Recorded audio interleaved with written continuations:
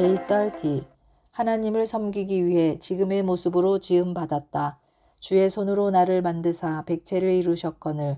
욥기 10장 8절. 이 백성은 내가 나를 위하여 지었나니 나의 찬송을 부르게 하려 함이니라. 이사야 43장 21절. 우리는 하나님을 섬기기 위해 지금의 모습으로 지음받았다. 하나님은 지구상의 모든 피조물을 만드실 때 저마다 특별한 재능을 주셨다.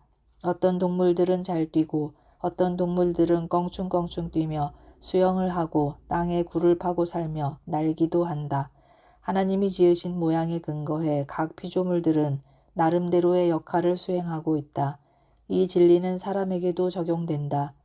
우리 각자는 다 독특한 모양으로 디자인되었거나 아니면 특정한 일을 하기 위한 모습으로 지어졌다. 건축가는 새 건물을 디자인하기 전에 먼저 이 건물의 목적이 무엇입니까? 어떤 용도에 쓰여질 건물입니까? 등의 질문을 한다. 계획하고 있는 건물의 기능이 건물의 모양을 결정짓는 것이다. 마찬가지로 하나님이 우리를 창조하시기 전 하나님은 우리가 이 땅에서 어떠한 역할을 감당해야 할 것인가를 결정하셨다. 우리가 어떻게 하나님을 섬길 것인가에 대해서 정확히 계획하셨고 그리고 그 임무를 수행할 수 있도록 우리의 모습을 만드셨다. 하나님은 우리만이 할 수 있는 특별한 사역을 위해서 현재의 모습을 가진 우리를 만드신 것이다. 성경은 우리는 그의 만드신 바라 그리스도 예수 안에서 선한 일을 위하여 지으심을 받은 자니 We are God's workmanship, created in Christ Jesus to do good works. 에베소서 2장 10절에 말하고 있다. 영어의 시포엠이라는 단어는 헬라어의 작품 workmanship이란 말에서 유래되었다. 즉 우리는 하나님이 당신의 손으로 만드신 예술 작품이라는 뜻이다. 공장에서 조립되어 나오는 똑같은 물건이 아니고 세상에 하나밖에 존재하지 않는 맞춤형 진품 명품인 것이다. 하나님은 우리만이 할 수 있는 독특한 사역으로 당신을 섬기게 하시려는 의도를 가지고 우리의 모습을 만드셨다. 하나님은 우리를 구성하고 있는 유전자 하나하나를 조심스럽게 조합하셨다. 다윗은 하나님이 믿을 수 없을 만큼 세심한 부분까지 배려하신 것을 보며 이렇게 찬양했다. 주께서 내 장부를 지으시며 나의 모태에서 나를 조직하셨나이다. 내가 주께 감사하옴은 나를 지으심이 신묘막측하심이라. 주의 행사가 기이함을 내 영혼이 잘 아나이다. 시편 139편 13절에서 14절. 베텔 워터스의 말처럼 하나님은 필요 없는 쓰레기를 만들지 않으셨다. 하나님은 우리가 태어나기 전에 우리의 모습을 지으셨을 뿐만 아니라 우리를 지으신 그 목적을 위해 우리의 하루하루의 삶도 계획하셨다. 다윗은 계속해서 찬양한다. 내 형질이 이루기 전에 주의 눈이 보셨으며 나를 위하여 정한 날이 하나도 되기 전에 주의 책에 다 기록이 되었나이다. 시편 139편 16절. 이것은 우리의 삶에서 일어나고 있는 일들 가운데 의미 없는 일은 하나도 없다는 뜻이다. 하나님은 우리가 다른 사람을 위해 사역하고 하나님을 섬기도록 하시려고 이 모든 것을 사용하신다. 하나님은 절대로 아무것도 낭비하지 않으신다. 따라서 그분의 영광을 위한 목적이 아니라면 우리의 능력, 관심, 재능, 은사, 성격, 인생 경험 이 모든 것을 주지 않으셨을 것이다.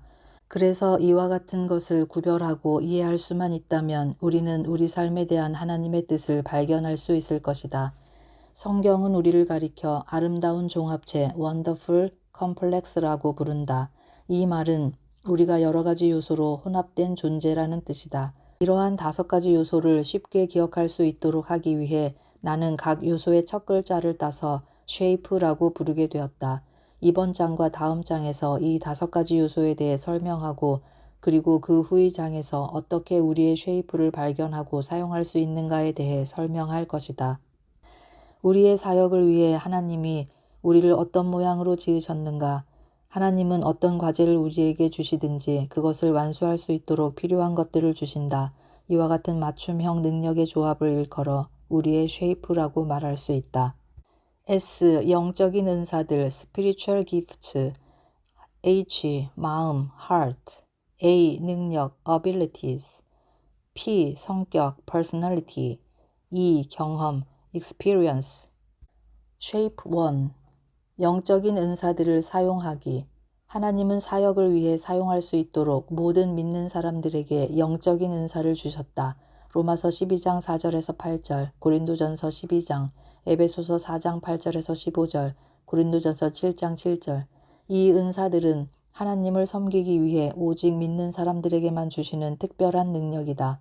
성경은 누구든지 성령을 모시고 있지 않는 사람은 하나님의 영으로부터 오는 은사들을 받을 수 없다.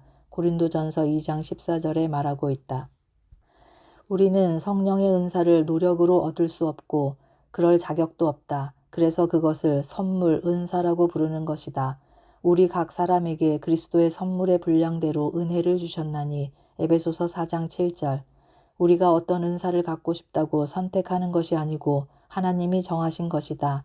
이에 대해 바울은 이 모든 일은 같은 한 성령이 행하사 그 뜻대로 각 사람에게 나누어 주시느니라. 고린도전서 12장 11절에 말하고 있다. 하나님은 다양성을 좋아하시고 우리 각자가 특별한 존재가 되기를 원하시기 때문에 모든 사람에게 주어지는 은사는 없고 고린도전서 12장 29절에서 30절. 또한 모든 은사를 소유한 개인도 없다. 만약 우리가 모든 은사를 소유하고 있다면 우리에게는 다른 사람의 도움이 필요 없을 것이고 그렇다면 서로가 의지하는 것을 가르치시는 하나님의 목적 가운데 하나가 아무 의미 없는 것이 될 것이다. 다른 사람의 은사가 우리를 위해 주어진 것처럼 우리의 영적인 은사는 우리 자신이 아닌 다른 사람의 유익을 위해 주어졌다. 성경은 영적인 은사는 교회 전체를 돕는 도구로 우리 각자에게 주어졌다. 고린도전서 12장 7절에 말하고 있다. 하나님은 우리가 서로 필요한 것을 아셨기 때문에 이와 같은 방법으로 은사를 주셨다. 각자가 자신의 은사를 사용할 때 모두에게 유익이 될 수 있는 것이다. 그래서 다른 사람이 그들의 은사를 사용하지 않으면 우리가 불이익을 당하는 것이고 우리가 은사를 사용하지 않으면 다른 사람이 불이익을 당하게 되는 것이다. 그렇기 때문에 우리는 우리의 영적인 은사를 발견하고 발전시키고 사용하라는 명령을 받았다. 자신의 영적인 은사들을 발견하기 위한 시간을 가져본 적이 있는가? 풀어보지 않은 선물은 가치가 없다. 그런데 우리가 이와 같은 가장 기본적인 진리를 망각할 때 교회 안에서 문제를 일으키게 된다. 은사와 관련된 두 가지 공통적인 문제가 있는데 그것은 은사 질투, 기프트 envy와 은사 기대, 기프트 프로젝션이다. 첫 번째 문제는 우리가 가지고 있는 은사를 다른 사람의 것과 비교해서 하나님이 주신 은사에 대해 만족하지 못하고 하나님이 다른 사람을 사용하시는 것을 시기하거나 원망할 때 일어난다. 두 번째 문제는 모든 사람이 우리가 가진 은사를 가져야 하고 우리가 부름받은 사역을 그들도 해야 하며 우리가 가지고 있는 열심과 똑같은 열심을 품어야 한다고 기대하는 것이다. 그러나 성경은 직임은 여러 가지나 주는 같으며 고린도전서 12장 5절에 말하고 있다. 때로는 영적인 은사가 지나치게 강조되어서 하나님이 사역을 위해 지으신 우리의 모습 가운데서 다른 요소가 외면되기도 한다. 우리의 영적인 은사는 우리의 사역을 위한 하나님의 뜻의 일부분만을 나타내는 것이지 전부를 보여주는 것은 아니다. 영적인 은사 외의 네 가지 다른 요소가 있다. Shape 2. 마음의 소리 듣기. 성경은 마음, heart를 우리가 바라는 것, 희망, 관심, 포부, 꿈, 사랑하는 것 등으로 표현하고 있다. 이는 우리의 마음이 우리의 모든 동기의 근원, 즉 우리가 사랑하는 것, 가장 귀하게 여기는 것을 대표하기 때문이다. 그래서 우리는 내 마음을 다 바쳐서 당신을 사랑한다라는 말을 쓰고 있는 것이다. 성경은 말한다. 사람의 얼굴이 물에 비치듯이 사람의 마음도 사람을 드러내 보인다. 잠언 27장 19절. 우리의 마음은 우리를 보여준다. 그것은 다른 사람이 생각하는 우리나 환경의 영향으로 되어지는 우리가 아닌 진정한 우리 자신이다. 우리의 마음은 우리가 지금 하는 말, 느낌, 행동을 결정한다. 마태복음 12장 34절, 시편 34장 7절, 잠언 4장 23절. 신체적으로 우리 모두는 다 독특한 심장 박동을 한다. 손금의 모습, 눈의 망막 모양, 목소리가 다른 것처럼 우리 모두는 각각 다른 심장 박동을 한다. 참으로 놀라운 사실은 지금까지 존재했던 수십억의 사람들 가운데 똑같은 심장 박동을 한 사람이 한 사람도 없다는 사실이다. 마찬가지로 하나님은 우리 모두에게 우리가 관심을 갖고 좋아하는 주제, 행사, 환경들을 생각할 때 두근거리는 독특한 감정의 심장 박동을 주셨다. 본능적으로 좋아하는 분야가 있고 그 반대도 있는데 바로 이것이 우리가 어느 곳에서 섬겨야 될 것인지를 보여주는 또 하나의 단서가 될 수 있다. 마음이란 단어를 다르게 표현하면 열정이다. 어떤 것에 대해서는 열정을 느끼지만 또 어떤 것에 대해서는 열정을 느끼지 못한다. 그래서 어떤 경험들은 우리를 흥분하게 하고 관심을 끌지만 어떤 경험들은 마음에도 내키지 않을 뿐더러 지루하기만 하다. 바로 우리 마음의 본성을 보여주는 것이다. 자라면서 우리는 집안의 다른 식구들은 누구도 관심을 보이지 않았지만 우리만이 유일하게 관심을 보인 것이 있을 것이다. 이러한 관심은 어디로부터 온 것인가? 바로 하나님으로부터 온 것이다. 하나님이 우리에게 이러한 선천적인 관심을 주시는 데는 목적이 있다. 우리의 감정적인 심장 소리는 사역을 위한 우리의 모습을 이해하는 두 번째 열쇠다. 우리가 갖고 있는 관심을 외면하지 말고 대신 어떻게 그것들이 하나님의 영광을 위해 쓰여질 수 있을 것인가에 대해 생각하라. 우리가 관심을 갖고 좋아하는 데에는 이유가 있는 것이다. 성경은 거듭해서 마음을 다하고 성품을 다하여 하나님을 섬기라. 신명기 11장 13절, 사무엘상 12장 20절, 로마서 1장 9절, 에베소 6장 6절에 말한다. 하나님은 우리가 당신을 섬길 때 의무감이 아닌 열정으로 섬기기를 원하신다는 것이다. 즐기지 않거나 열정 없이 일할 때 성공하는 예가 거의 없듯이 하나님은 우리가 가지고 있는 선천적인 관심을 사용해 당신과 다른 사람을 섬기기 원하신다. 내면의 소리를 들음으로써 하나님이 우리가 하기를 원하시는 사역을 알아낼 수 있다. 그러면 우리가 마음을 다해서 하나님을 섬기고 있는지 어떻게 알 수 있는가? 첫 번째 분명한 신호는 열심이다. 우리가 좋아하는 일을 하게 되면 다른 사람이 우리에게 동기부여를 하거나 도전하거나 감시하지 않아도 된다. 좋아서 하는 것이기 때문에 보상이나 다른 사람들로부터 박수를 받지 않아도 급여를 받지 않아도 무방한 것이다. 마찬가지로 이와 반대의 원리도 진실이다. 우리가 마음없이 무엇을 하고자 하면 쉽게 낙심되는 것이다.